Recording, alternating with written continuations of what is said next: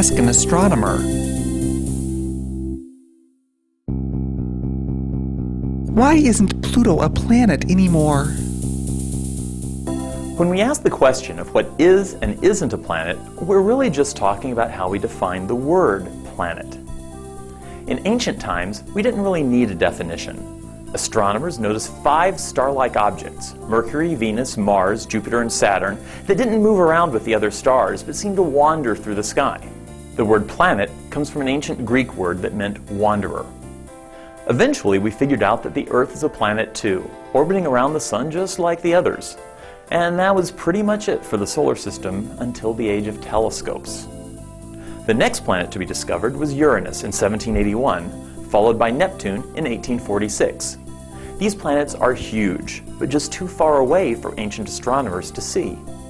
But did you know that in 1801, astronomer Giuseppe Piazzi discovered another planet?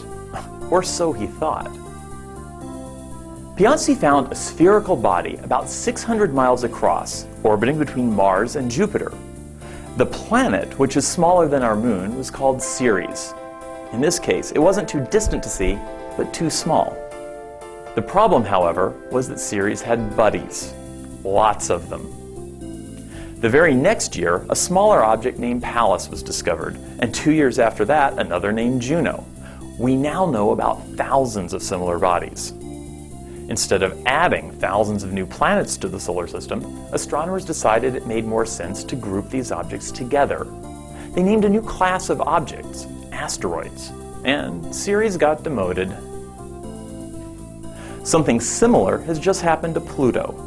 Astronomer Clyde Tombaugh stumbled across Pluto in 1930, but since then, its status as a planet has been called into question too. First of all, Pluto's orbit is strange, wildly offset from the other planets, and even intersecting the orbit of Neptune. Also, it turns out that Pluto isn't bigger than the Earth, as Tombaugh initially thought. Instead, it's got a huge moon nearby. In fact, some people called it a binary planet or a double planet. And, just like with Ceres, astronomers discovered that Pluto isn't alone. Beginning in the early 1990s, they started finding other objects similar to Pluto. Some, like Quaoar and Sedna, were almost as big. Then in 2005, astronomers announced that they'd found an object named Eris, even bigger than Pluto. So, are all these planets? Astronomers wondered the same thing. And in August of 2006, astronomers from all over the world met and finally decided on a formal definition of a planet.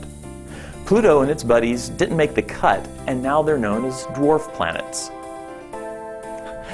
But don't be upset that Pluto isn't a full-fledged planet anymore. Instead, think how exciting it is that there's still so much to learn about the solar system, and that science can continue to set the record straight, even when our initial ideas turn out to be wrong. For Ask an Astronomer, I'm Dr. Robert Hurt at the Spitzer Science Center.